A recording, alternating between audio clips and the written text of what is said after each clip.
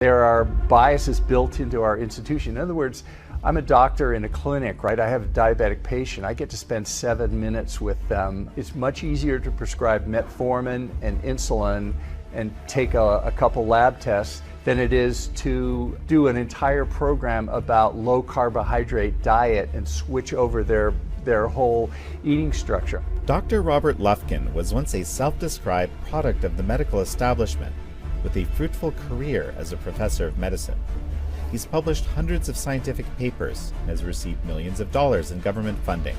But when he was diagnosed with 4 seemingly unrelated chronic diseases and told he'd be on medication for life, he started looking elsewhere for answers. It was through lifestyle changes that I was able to reverse these very serious and potentially fatal diseases and get off all medications for them. Lufkin is the author of Lies I Taught in Medical School and the Truths That Can Save Your Life. This is American Thought Leaders, and I'm Yanya Kellick. Dr. Robert Lufkin, such a pleasure to have you on American Thought Leaders. Jan, it's a pleasure to be here. I'm a fan of your program, and it's so much fun to be here. Tell me about yourself. I mean, you are an incredibly distinguished medical professional. I'd like to kind of let our audience know what you've done. Sure. I'm a product of the medical establishment. In other words, I'm not a conspiracy theorist, although I acknowledge there are conspiracies out there, and there are perverse in financial incentives and other incentives in our industry. But I'm basically a product of mainstream medicine. I've spent my entire career at 2 large medical schools with the academic rank of full professor. I've published hundreds of peer-reviewed scientific papers. My laboratory has received millions of dollars from the federal government and NIH, as well as from drug companies and equipment manufacturers. And so I'm really speaking from the inside of the medical school academic establishment. But you had an experience that changed you. Tell me about that. Yeah, well, just a little about my background. I was raised by my parents. My mom was a dietitian, a registered dietitian, so she specialized in nutrition. So growing up, we followed the food pyramid. We religiously avoided saturated fat. We ate low-fat foods. We avoided butter because of the saturated fat, and we substituted margarine with, at the time, trans fats and industrial seed oils. We ate a lot of grains and junk foods, which we thought were healthy at the time. And then fast forward, I went to medical school and then eventually entered a career in academics, where I essentially spent my whole career doing that. And everything went fine until about 10 years ago, I was diagnosed out of the blue, with 4 chronic diseases that took me completely by surprise. And I went to specialists to educate myself about these diseases and see how to treat them. And they basically prescribed prescription medicines for each one. And they told me the diseases were more or less unrelated. And the prescription medicines would be necessary to not only treat the symptoms, but also to control the underlying disease. And although they recommended lifestyle changes, they said, sure, it's worth improving your lifestyle, but the reality is you're going to be on these drugs for the rest of your life, and lifestyle, doesn't really work for these things. And it basically was a wake-up call for me. So I got my attention very quickly, and I began talking to other experts. I began doing research and understanding about these diseases, and I eventually began to question the things that they taught me. And I looked closely at some of the breakthroughs that have been made in the last few years in our understanding. It changed the way I thought about these diseases. And I realized that a lot of what was being taught about these diseases and metabolic health in general was incorrect, what I've been teaching and what many of my colleagues are still sadly teaching. And when I implemented a program myself with lifestyle changes, I changed some things very radically, as a matter of fact, with my diet, but also sleep and exercise and stress. When I went back to my doctors, they couldn't believe it. They thought the labs were broken. They wanted me to retest the labs. But long story short, what happened was all my labs returned to normal. The diseases were essentially reversed, and I was off all prescription medicines, and that's where I've been ever since then. What were the diseases? One was an arthritis, a type of arthritis called gout, which is due to urate crystal deposition. Another was hypertension. You know, I was in good company. Half of adult Americans have hypertension. The third one was diabetes or pre-diabetes, type 2 diabetes. My blood sugars were abnormally high. And then the third one was dyslipidemia, which was an abnormality of blood fats. So you think about it, arthritis and hypertension, they're not really related, or blood lipids, blood fat, and arthritis, I don't see the association there. But what I came to understand is that these diseases are all fundamentally driven by the same basic mechanisms. And these mechanisms, unfortunately, there's not prescription medicines for them. What works for these diseases to reverse them is lifestyle changes. But the good news is lifestyle is in our control, and we get to make a decision every single day when we wake up, what choices, what we're going to eat, how we're going to exercise, how we're going to live our lives. So it's really empowering that we can take back control of our health doing lifestyle.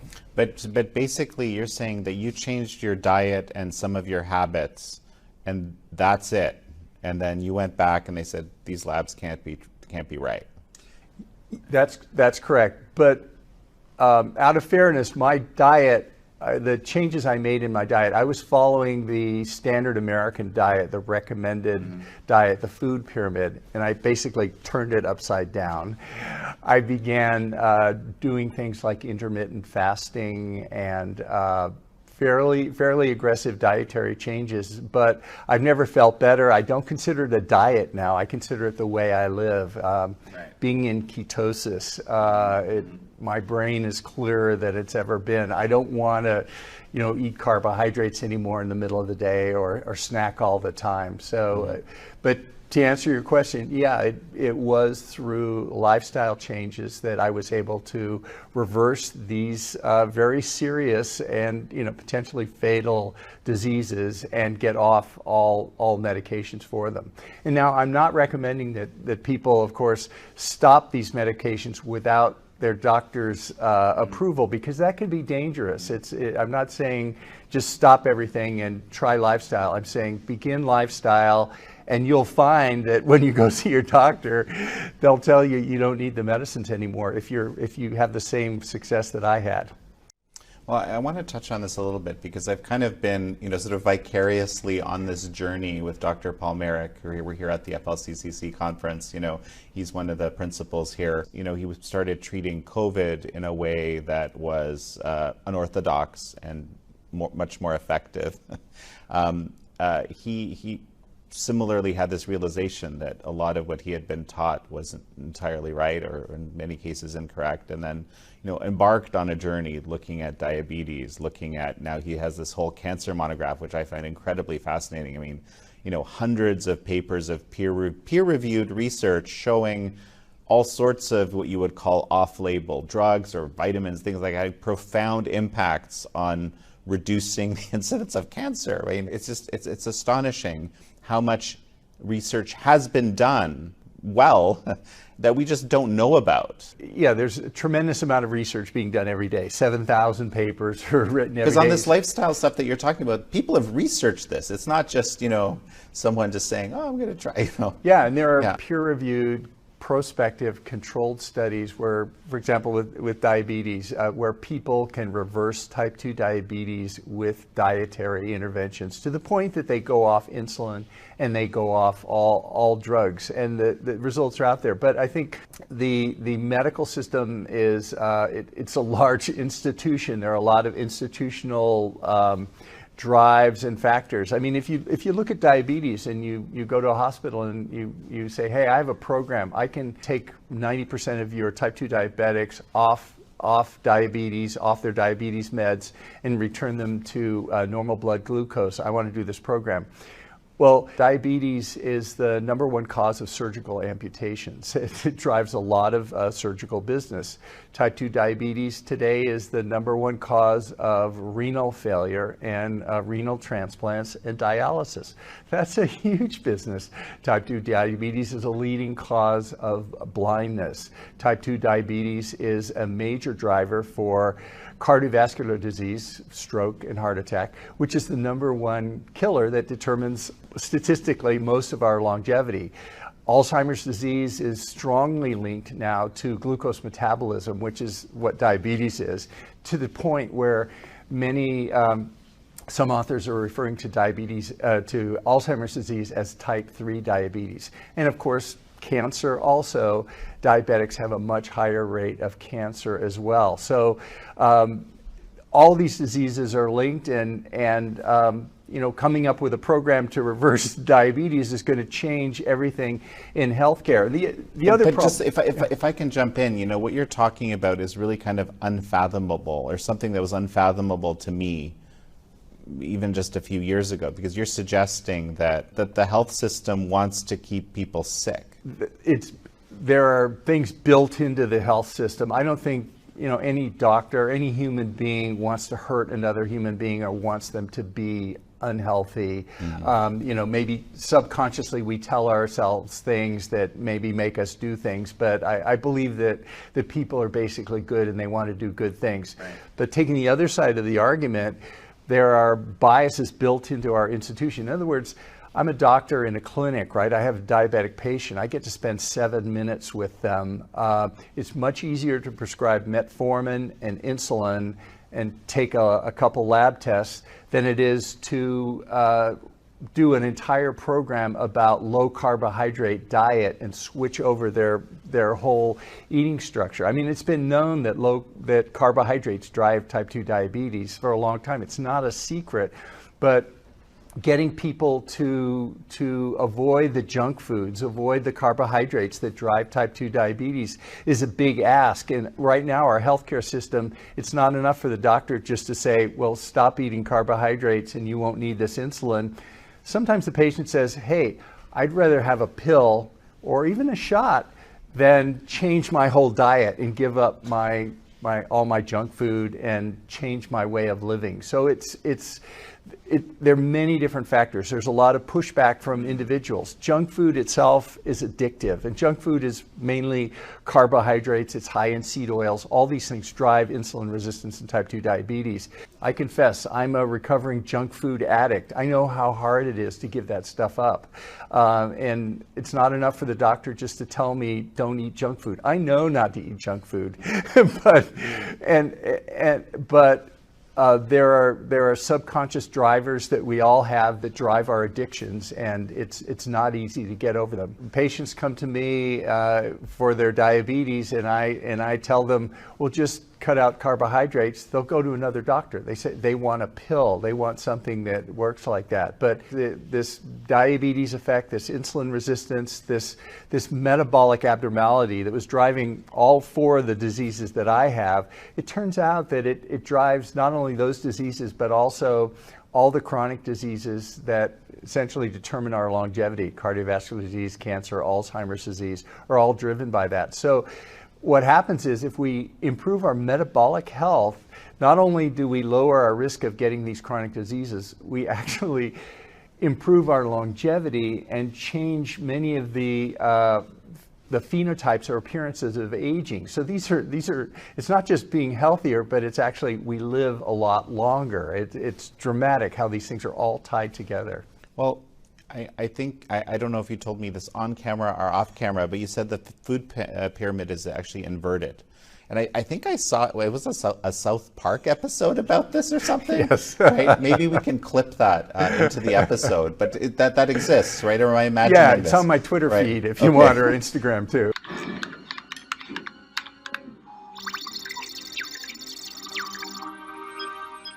Sir, we've got a match. Nutrition is stabilizing. We've got a well-balanced vaccine, sir. Okay. Well, so How is that? Explain that. That's a great question. And one of the prime drivers, I believe, in the metabolic disease state that we're all in, and the epidemics of these chronic disease that we're facing in the 2020s had its origin back in the 1960s and 70s when the United States public health got into making policy for nutritional decisions. And basically it was around the mistaken idea that dietary cholesterol and dietary saturated fat drives heart disease. And heart disease was and is the #1 killer. So the United States began a food pyramid plan which emphasized low fat diets and high carbohydrate diets, which is basically a junk food diet, and it's a pyramid with carbohydrates and sugars at the bottom and things like fats at the top of the pyramid where you eat less of them. This pyramid became public health policy. All the schools use this for kids. I remember being taught something like this. I mean, I'm Canadian, but roughly it was the same structure, exactly like you described, especially saturated fats. That was the enemy, right? Exactly. Yeah. And cholesterol too in eggs. There's right. To this point, and even today, most people, even the conservative orthodox cardiologists will admit that dietary cholesterol doesn't really affect serum cholesterol, so that those egg white omelets at the restaurants you see, you don't need to eat those anymore. It's probably in my opinion, one of the healthiest things we can eat is an egg. But these dietary changes starting in the 60s and 70s have now swept through society to where we're consuming large amount of junk food, which means a large amount of carbohydrates and refined carbohydrate sugars, a large amount of seed oils, which are industrial oils, which have the benign sounding name of vegetable oils, but there's no vegetables in them. They were originally developed as a lubricant for German U-boats in World War I with Crisco oil, but they're unhealthy, and in my opinion, they drive insulin resistance and drive inflammation. We're now seeped in these things, and on top of that, with the fast food revolution, it's not just what we're eating that's bad, but we're eating all the time. When growing up, we used to eat 3 meals a day, and then basically it became, oh no, eat 6 small meals a day. And my kids at school, they have snacks scheduled into their day between their other ones, and so people are eating all the time. Eating itself drives inflammation. Inflammation is our normal response to food being in our gut. So anytime I eat something, the body normally gets a little inflamed just as a protection of that foreign protein, that foreign material coming into the body. So if you think about it, if you want to improve your diet and you don't want to change what you're eating, you can still improve your health, improve your diet by just not eating all the time. In other words, narrow your eating window, cut out between meal snacks, maybe even skip breakfast, maybe even skip lunch. I mean, I eat 1 meal a day, and I've never felt better. I don't get brain fog in the middle of the day, and I'm in something called ketosis nearly all the time. And I think for me, it's the healthy way to be, and I love it.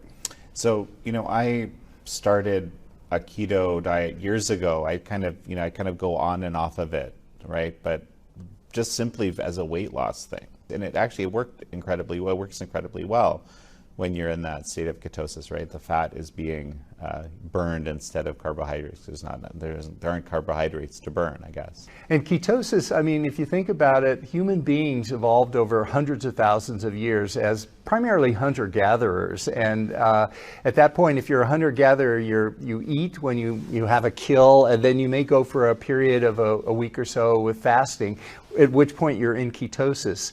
And it wasn't until 12,000 years ago with the agricultural revolution, which Jared Diamond, who wrote Guns, Germs, and Steel, and even Yuval Harari, who wrote Sapiens, both of them famously agree that the worst possible thing that the human beings have done was with the development of agriculture. And you can see why, because agriculture made food available nearly constantly, and that was accelerated, of course, with refrigeration and junk foods. But as food became more and more available, people did not go into ketosis because there wasn't this period of fasting between the hunt and the kill.